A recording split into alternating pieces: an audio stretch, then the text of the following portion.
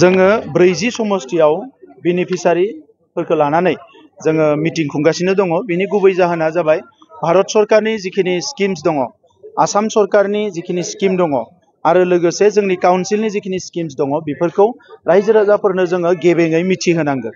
रायजो राजाफोरनो मालाबा अफिसारफोरा मोजाङै मिथिहोआ आरो बिनि थाखायनो जिखिनि लाब मोननांगौ बेखौ बिथांमोना मोना।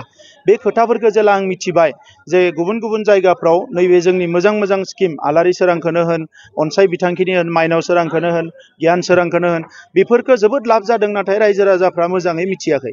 दा बिनि थाखायनो खावलायनायखाय जोङो गासै 40 समष्टियाव जोंनि बेनिफिसारिफोरनि मिटिं लादों आरो मोनफ्रोमबो मिटिङानो मोजां जादों आरो रायजो राजाफ्रा दायो आङो सानदों जे गासैबो स्किमखौ मिथिनो हाबाय आरो बिनि लाबखौ बिथांमोना फैबाय थानाय समाव मोजाङैनो लानो हागोन। गोबां रायजोफोरा दिनै बाहागो लादों, बेनि थाखाय स्पेसियली भेरगावनि थाखाय नोंथांनि फारसे आङो भेरगावनि आइ आफा रायजो राजानिसिम रोजा रोजा साबायखर बावो। आं दिनैनि बाथ्रा नङा, प्राय 30 बोसोरसो सोमावसारनायनि समावबो भेरगावनि रायजो राजाफोरखौ अराय सम मोनबोदों जोङो। जोबोद मोजां, साननाय हनायफोरा जोबोद पजिटिभ, माहारिनि थाखाय अरायबो सानो।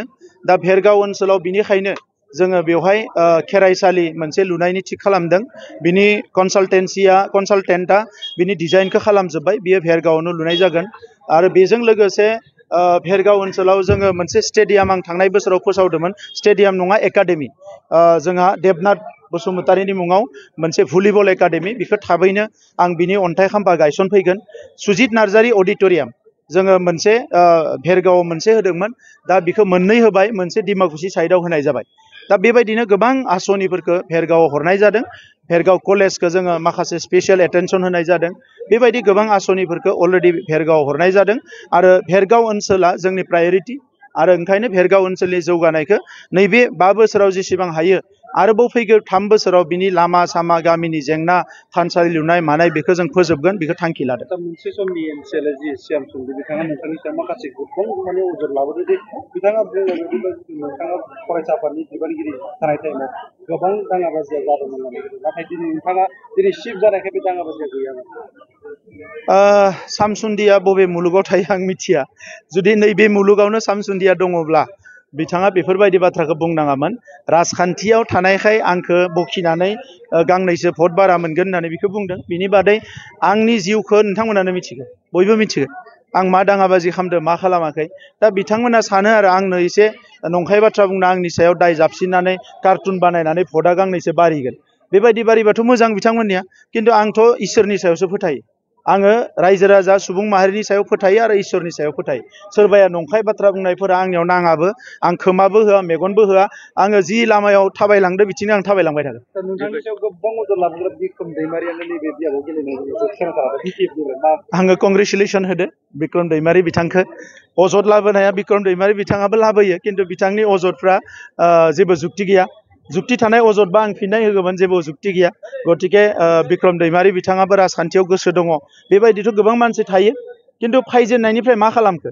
थांनाय खनसेयाव चिराङाव इलेक्सन केम्पिंआव आं ससियेल मिडियायावसो नुदों जे प्रमद बर'आ थाखा होनो नाङाखै सोंहैदो, फिथा दखानिया बुंदो जे थाखा होदो होननानै। दा बेबायदि सौग्रावनाया बिथांमोना गोबां जागोन। दाख्लै बावै गावनि दोलोनि मानसिजोंनो भिडिअ दोखो दोखो रायजानाय मोनसे ससियेल मिडियायाव भाइरेल जादों। दा बेफोरबायदि माखासे सर्ट सिन्ताजों राजखान्थि खालामनो फैबा जानाय नङा। जोंनि हारिखौ बड'फानि सिमांजों, जोंनि दैदेनगिरिफोरनि सिमांजों मोनसे गेरेमसा हारि दानो थाखाय जों मोनसे गोलाव समनि थांखि लानानै आवगायलांनांगोन। बेबायदि लामा थाबायनाय समाव बिक्रम दैमारि हाजार फैगोन, हाजार थांगोन। फेक्टराथ' नों गेलेबाबो फेक्टर, मानोना नोंजोंबो न'नि मानसिया दङ, आदा आगै आमाइ आनै बयबो दङ। नों गेलेबाबो, बि गेलेबाबो, हरेन गेलेबाबो, नरेन गेलेबाबो बयबो फेक्टर। गांसे भट लांबाबो फेक्टर। दा नंखायनो बेखौ आं फेक्टर नङा होननानै बुङा, नाथाय ओरैबायदि गिनांगौ फेक्टर नङा जायनि थाखाय आं गिनांगौ, उन्दुलाङा जागोन, गोजांगोन, नङा होमबा? बेबायदि फेक्टर नङा। दावबायसा बर'आनो बेयाव देरहानायनि रोखा सावरायगोन, बेखौ दोलोआ थांखि लागोन सोर केन्डिडेट जागोन जाया। आसाम रायजो बिजेपिनि आफादगिरि दिलीप शइकिया बिथाङा मोनसे बाथ्राखौ दाखालि एसे बुंदों जे बिटिसिआव सिटखौ लानानैनो गाव गावनि गेजेराव मोनसे गोनो गोथो सोलिबाय थादों। बिटिसिआव सिटआ सोर जागोन इउपिपिएलनि बिथांमोननि गेजेराव जादों खोमा, जोंनियावथ' गैया। जोंनियावथ' रावबोआनो गैया। आंखौ जुदि सोरबा जोंनि दोलोनिया बुङोबा आं सिट जागोन, आं बिनोनो होगोन। आंथ' आरो इखो आंनि बिमा बिफानि सम्पतिबो नङा, आंनो सरकाराबो लिरना होआखै, बर' आइ आफा रायजो राजायाबो लिरना होआखै जे नों थैजासिम सिट जा। बेखौ गोदानै बुंनांगौ मा दङ? जोंनि दोलोआ थांखि लागोन। गाबोन जाय जानो गोसो बेनो जागोन, जाय मोजां जाय फिट बेनो जागोन, बेखौ लाना साननांगौ गैया। बड'लेण्डनि रायजो राजाया जे 30-40 बोसोर खस्थ' मोनबाय, बेवहाय जे मानसि थैबाय, बेवहाय जे जोंनि आइजोफ्रा खस्थ' मोनबाय, हारि माहारिनि दांगा जाबाय, बेखौ बोरै फोजोबगोन बिनि सायावसो बाथ्रा बुंनांगोन।